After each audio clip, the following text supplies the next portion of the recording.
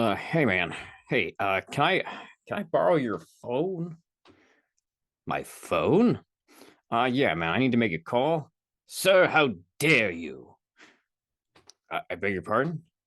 How dare you ask to touch my daughter? I'm sorry, what? This phone is my daughter, good sir, and I bid you good day. Man, 2060 really sucks.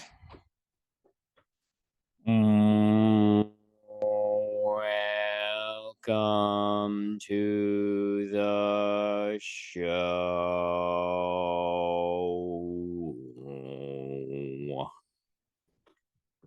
YouTube doesn't give a shit about any of that stuff. That's why I don't normally do it. But felt like doing it for today. Don't know why, but let's get into it because today I'm here to talk about the motherfucking creator. Which I don't know if you've seen the trailers for this movie. If you have, then I assume you went and saw it yesterday. I'm kidding. It was the preview night. Not many of you probably would see it because it's preview night. And also, it's competing with Saw X. I haven't seen Saw X, but I think my conclusion is fuck that. Go see the creator. And I say that as someone who's seen almost every Saw movie, except for the Chris Rock one, which in fairness looked pretty decent. Just haven't gotten around to seeing it. Before we get into the creator, I need to give a couple of quick shout outs to some other media I consumed recently. Specifically, quick mini review, real quick here, for the Venture Brothers movie. Yeah, no, it wasn't released in theaters, but it was released straight to HBO Max and to Blu-ray and VHS. I'm not VHS, probably DVD and digital. What am I talking about? Of course, the Venture Brothers movie, which I believe is titled, oh my, the radiant is the blood of the radiant is the blood of the baboon's heart, which honestly is fucking hilarious. I don't know if it'd be as funny to people who haven't seen all of the Venture Brothers series, but honestly, oh my god, I laughed so hard, laughed so much. This movie acts as a conclusion to the Venture Brothers series. And if you haven't seen the Venture Brothers series, well, then you have been missing out on one of my probably top 3 or top 5 greatest animated shows of all time. Right up there with some personal favorites of mine, like King of the Hill and South Park, the Venture Brothers. Definitely 100% recommend it. What is Venture Brothers? Well, it was a show about essentially the concept of what if we put a show that focused on a Johnny Quest type character after they have grown up to become an adult. And the show basically goes from there, following a guy named Rusty Venture, the son of previous Dr. Venture, who has now grown up to become his own sort of middling super scientist in the middle of nowhere, having wild adventures with his 2 sons, who he clones in case they die. And of course, his bodyguard, Brock Sampson, voiced by Patrick Warburton. And yes, Patrick Warburton is glorious as Brock Sampson, the family bodyguard, and OSI secret agent. Definitely recommend. I also recommend Fiona and Cake for anyone who has it's the sequel series to Adventure Time, and it's on HBO Max. Recommend both of those very much if you love cartoons. But we're here today to talk about the creators. So let's get all that stuff out of the way, other than to say that they're great. So what is the creator about? Well, the creator, if you haven't seen the trailers, well, first of all, I recommend seeing the trailers because the trailers kind of like tell you exactly what kind of movie it is. Apparently, Hollywood claims that marketing is having trouble marketing this movie, which is a little weird to me because I thought the trailer was freaking great. But so what is the creator about? Now, in fairness, the creator story-wise has a lot of things we've seen before.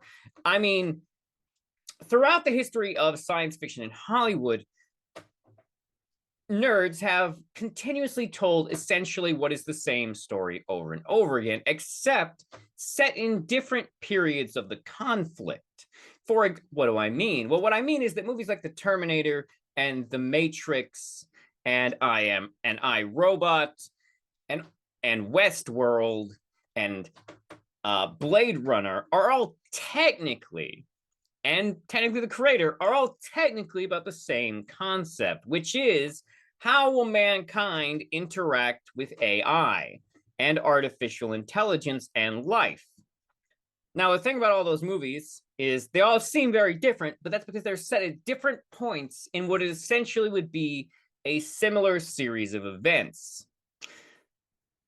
The events of something like Westworld kind of feel like they would happen around the same time as Blade Runner in terms of the types of events. The robots are waking up and they're becoming more human and they're realizing they don't want to die. Now, The Creator takes place in essentially the same time frame that we are frequently denied, which is the conflict itself between man and machine.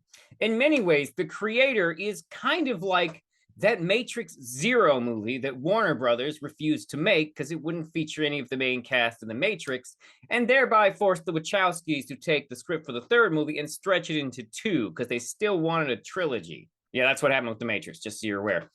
I still love The Matrix, but that's what happened. And The Creator essentially is sort of the same as what that movie would have been. It focuses on the conflict, both societally and militarily, between AI and human beings. Now, in this movie, it all gets kicked off with the concept that in, 2060 or something? I believe it's 2060. An artificial intelligence system designed to protect us launches a nuclear weapon at Los Angeles, nuking a good portion of, well, Los Angeles. So, of course, the American government reacts militarily. They decide to declare war on artificial intelligence. And so a war begins between the United States of America and the new government of Asia, because apparently in the future, Asia is all one sort of EU type thing. And they seem to be running the gamut of highly sophisticated cities and essentially robots hiding in monasteries. Now, as the movie begins, we are informed of a character called Nirmata. Who is Nirmata? Well, Nirmata is, to the AI, their creator. And the American government wants to kill Nirmata. Like, pretty badly wants to kill Nirmata. Because the United States government has determined that the war between AI and humanity is, well, a war for humanity. And so the United States government takes every action they can to destroy the machines. As the movie goes on, we witness the dehumanization of the AI, which is a weird sentence if you think about it. But that is essentially what the movie is showing us, the dehumanization of war. In this movie, the US government acts pretty much unilaterally. They do not give a fuck, because they have built the world's most dangerous orbital satellite, an ominous sentinel in the sky that projects a laser targeting system onto the planet that is visible to everyone around it, creating a horrifically terrifying image before you get tactically nuked. Now, the weapons that they have don't appear to actually have radiation, but the explosions appear to be essentially miniature nuclear bombs.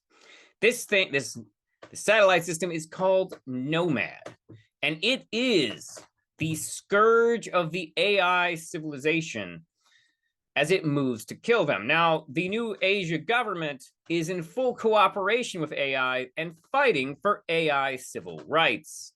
They even have a fun sort of charity program where you can donate your face to robots so that robots can become simulants with human-style bodies. The movie does an interesting thing where essentially these robots only have a human face, but the back of their head has like a weird spinny thing. So you can tell that they are, androids, because they are technically androids. These are autonomous sentient beings, not automatic slave creatures.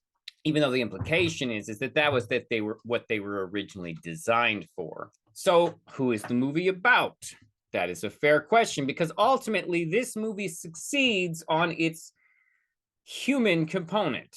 And I don't just mean the human characters, I mean the humanity of the characters that is put forward throughout the film. At the beginning of the movie, after we were given an intro explaining the basics of the universe that we are currently in, we meet John David Washington, who appears to be hanging out in an android sort of camp place with his, at the time, wife, Maya, played by Gemma Chan, and their main character, Joshua, played by John David Washington. I believe they also call him Taylor, so maybe his name is Joshua Taylor. Mainly the machines seem to call him Joshua. We soon learn that he is, in fact, an undercover government military agent who is here to find out who Nirmata is, because it is believed that Nirmata is the father of Maya. Now, the US military shows up, in Joshua's opinion, very early and sort of mess up his undercover, sort of, in his mind, blowing his cover before he can find Nirmata. The US military then proceeds to essentially tactically nuke his wife. The thing is that even though he is undercover, he is in love with Maya, who is expecting a child. So when the US government tactically nukes his wife, he's devastated and essentially does not give a fuck anymore. He is done. He goes back to America. He can't remember anything of use to the military about finding Nirmata. He doesn't give a fuck about the human race being replaced by machines anymore. And the US military is kind of annoyed. So they convince him that his wife is still alive and that if he wants to save her, he is going to have to take them to this underground base he knows about so that they can extract the weapon that Nirmata has built to destroy the Nomad. Of course, the tactical extraction mission goes horribly wrong, and Joshua is confronted with meeting the weapon, who is an android child, a little girl. I will be honest, I did not identify their gender from the trailer. But who cares? The little girl robot, who he names Alfie because their code name is Alpha Omega, and essentially proceeds to go on the run with her because he believes that she is the only one who knows where his wife Maya is, and he does not give a fuck about what the US military actually wants. He has only one goal, which is to find his wife and potentially his child, depending on how she survived the explosion. The good news is the child also seems to be looking for his wife and seems to know where she is, but isn't very forthcoming about it. However, he does convince her to take him to her. Weird sentence. With no unusual words in it. So, Joshua begins his lone wolf and cub journey, which has become very popular in Hollywood these days, to essentially find his wife with the aid of this android girl. Now, the key things that the creator lays out that I can't turn my eyes away from, like many of the critics. I went on Rotten Tomatoes after I saw the movie, and I was annoyed. Don't get me wrong, the movie currently has a fresh rating with 70% of critics saying they like it, and hopefully next time I check, that review will be higher. But even reading the comments of critics who like the movie, I kind of just want to line them all up and go down the road, just slapping them in their stupid fucking faces. The number of critics who claim this movie had no heart or that it had no emotional connection to its human characters, I just want to be like, were we watching the same fucking movie? Are you somehow more autistic than me? What the fuck are we even talking about? Because for me, that's where this movie hits. The humanity of these androids and their struggle to survive against the US military is emotionally devastating. By the end of the movie, I was rooting for AI. The US military is portrayed here as being ruthless, and they're portrayed that way for a specific reason. In their minds, the AI have been completely dehumanized, which is a weird sentence, because they're not human. But that's sort of the point of the movie. The movie suggests that they are sentient, that they want to live, which is true. But throughout the movie, the US military continuously refers to them, to the machines dying, as it's not real, they're just programmed. However, the movie shows us things that clearly indicate that there is a little bit more to the machines than that, even the horrific things. At one point, one of the main villains, a female general, talks about how one of her sons went undercover and was found out and was slowly tortured to death by the machines, even making the comment that they took their sweet time. Now, the thing about that is that if the machines are truly just programmed and don't feature any real emotions, why would they take the time to slowly torture a person to death? A machine that was just programmed would probably be more efficient. The idea of hurting someone because you wanted to is a human element. The film continues on with these various small touches throughout the film. The machines come off as very much being alive, and they are devastated when they see their fellow machines killed. The machines in Asia are even said to do things like run orphanages for children because they can't have their own children. Maya, it even talks about how she was raised by simulants. Simulants are what the androids who have human faces are referred to as. And the film sort of continues on from this point. As the story unfolds, we learn that Alpha is indeed an android designed to destroy Nomad. As her power grows, she will be able to control and turn off or turn on all electronic devices. And of course, she was made to bring down Nomad. Now, there's a lot of other incredible details that the film proceeds to unveil as it goes along. Stuff that really swings into gut punches of human emotion that I can't believe critics were stone-faced to. I'll get into that stuff in a minute because I do want to, not just spoil everything about the film, because I do really recommend The Creator. It is a haunting look at the nature of and brutality of war and the dehumanization of our opponents. It talks distinctly about the humanity of consciousness. Really, I cannot recommend The Creator enough. Now, don't go into it expecting that this is going to be some type of feel-good event. This is a very, as I referred to it on Facebook, devastatingly beautiful film. And the film does look really good. Like, really, really good.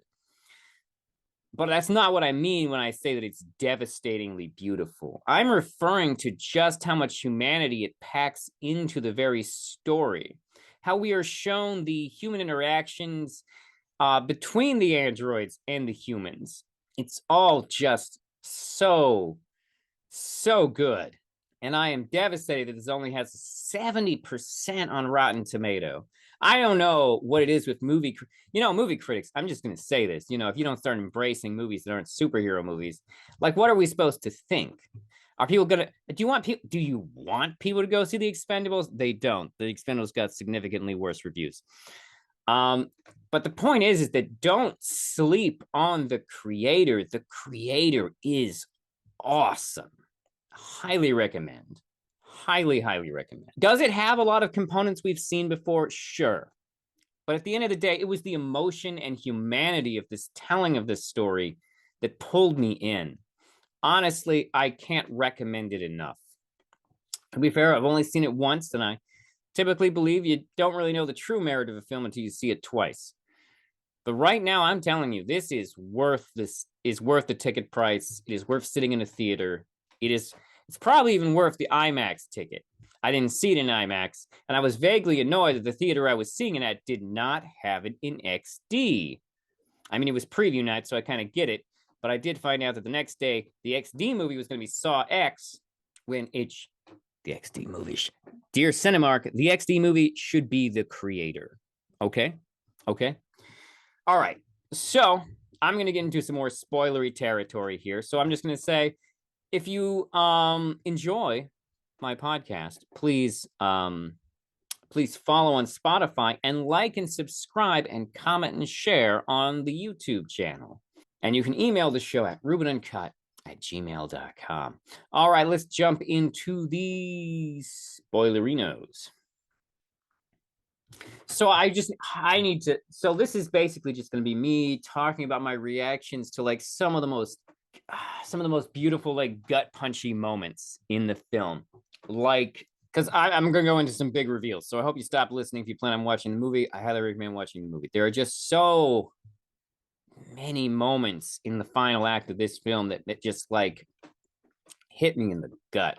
And there's just so many tiny details in the film when it comes to like the machine and human interactions. There's a part during one of the big battles at the end where one of the android characters that we've kind of met, and even though we don't really know a lot about them, still seems like they're one of the main android characters. We see the US military just rolling into their village with these gigantic tank things, just like wrecking shit. And this is the village where humans and androids live together, by the way. And this a bunch of the androids realize that they're being a bunch of androids and human soldiers realize they're being targeted by the US military via these laser sights, and they're like, everybody run, we got to get out of the targeting. And so they go and they run, and he's about to run under this thing for safety, and he notices that the thing he's about to run under is just full of women and children, both human and android. And the android stops and he's like, okay. And he runs the other way, even though he knows that running the other way means that he will die and these people will live. And he does that. And I thought that was a powerful moment. The androids are shown as being very empathetic to anyone around them, androids or humans. Whereas the human soldiers are just ruthless. And the movie makes it clear the reason they are ruthless is because they believe that this war is versus extinction. They believe that after what happened in Los Angeles, there is no way that the AI will ever choose to live with us peacefully. Now, the thing about that, though, is that one of the bigger reveals near the end of the movie, well, I guess I shouldn't say near the end of the movie, but in this final act, one of the big reveals is we discover that AI did not attack humanity. There was an error, there was a coding error in the defense AI that launched the nuke, a human error in its design. But the US military didn't want to accept accountability for it, so they declared a war on artificial intelligence. Pretty messed up, right? Now, it's worth noting that the machines are kind of Buddhist. That's important for this next part here. So what essentially happens in the film, actually, this is like more like the second to last act. I think there's more than 3 acts in this movie. This is at least a 4 or 5 act movie. It's not excessively long either, but like in terms of it's got epic storytelling, which means it's really a series of events versus one finite event. But essentially, he goes through this journey because he just wants to see his wife one more time. He wants to see her one more time. And he is on this journey with this android girl, and she takes him to Maya, who he now knows at this point is Nirmata. The original Nirmata was dead. And the woman that he was trying to use to get to Nirmata was, in fact, the woman he was sent there to kill. And the reason that the raid happened that way is because the US military realized she was Nirmata. So the child brings him to this Buddhist temple up in the mountain where humans and androids live together. And like the androids are like wearing Buddhist robes and stuff. The architecture is a combination of like Buddhist architecture, but like with robots praying in it. It's very cool. But when he gets there, he realized the whole time the android had been using this Chinese word to say where Maya was. And when he gets there, one of the androids tells him, oh, that word means heaven. And he gets to the top of the mountain where the temple is, and he goes in, and suddenly realizes the androids, while this was probably not their original plan, have in fact brought him there for a reason. They bring him to see Alfie with Nirmata, Maya. Maya is in a coma. Maya has been in a coma since she was tactically nuked. I don't think they're actually nukes. They just keep calling the bombs tactical nukes. But the point is that she has been alive, but not really since that moment. She is here in a coma, which means the military lied to Joshua about his wife being still active in the resistance. She is here in this temple in a coma, as the android priests tell him, trapped between this life and the next, because they believe in reincarnation and they believe that Nirmata is stuck and they need him to take her off life support because he's the only one that can. No android is programmed to be able to harm Nirmata. No android can harm Nirmata. So Joshua is forced to give the killing blow of mercy to the woman he loves most in the world. And at the same time, he discovers who Alfie really is. Alfie is an android based on a brain scan of his unborn child. Alfie, for all intensive purposes, is his daughter, the most advanced android ever made. A combination of him and the woman he loved, scanned into a growing android, an android that matures like a human. And so here he is at the top of this mountain as a thing that is essentially his child, who does not want their mother to die, but knows that this is mercy. So he has to hold his daughter and shut off the life support to his beloved wife. Of course, the military shows up. Things go poorly. And then the final act happens, which of course is all about destroying Nomad. There's a brutal moment where it looks like the jig is up, where everything has fallen apart. But the several tiny details in the plot that happen here are things that pay off in big ways.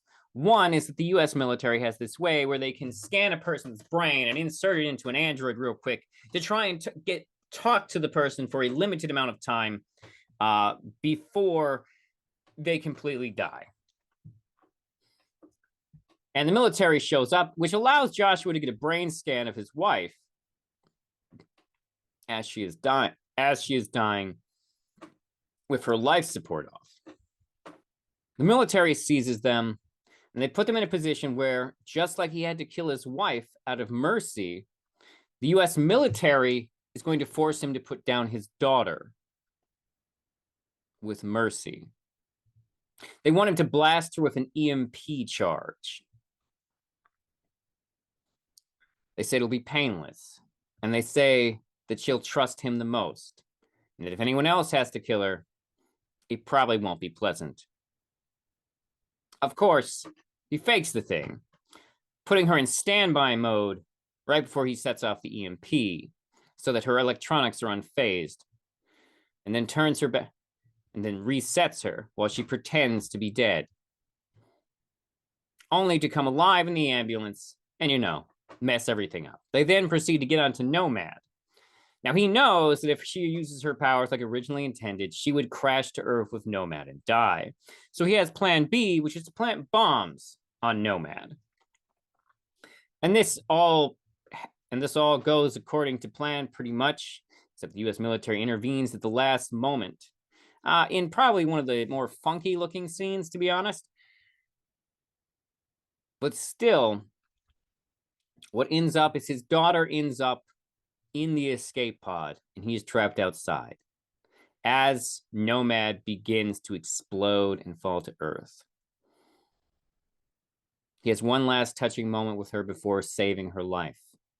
He then walks back into Nomad as it begins to explode around him. However, what has happened is his daughter found an android version of Nirmata, Maya, and inserted the chip into her brain because he wants to talk to her one more time. She even tries to get Maya to the escape pod, but at some point has to abandon it because Joshua is running out of oxygen.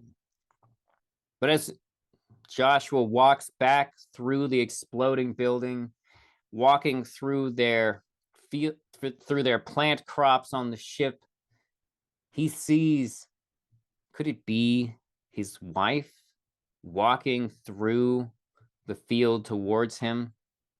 They run to each other, they embrace, they kiss. The station explodes. The station falls to Earth as human beings and machines all over Asia rejoice. The film is stunning. I highly recommend it. I hope I didn't just spoil it for you, but I do recommend the film. It is beautiful. And I mean that both visually and emotionally. It's going to be really hard picking out this year's movie of the year because I have like 4 candidates now. It's going to be tough. But anyways, thank you for watching or listening. Please like and subscribe wherever you are. Email the show at rubenuncut@gmail.com. Oh my God, sir, I have to get to the hospital. I'm badly injured. Can you please give me a ride in your self-driving electric car? How dare you, sir? What?